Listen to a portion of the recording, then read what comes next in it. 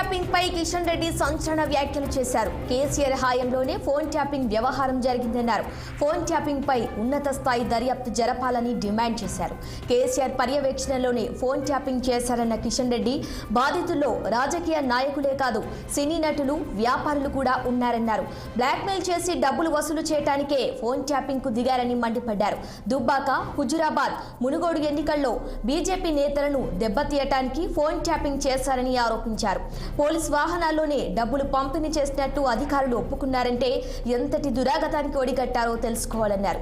తెలంగాణ పోలీసులు దర్యాప్తు చేస్తే న్యాయం జరగదు, సహచరులు కాబట్టి ప్రభావితం చేసే అవకాశం ఉందని కిషన్ రెడ్డి అభిప్రాయపడ్డారు.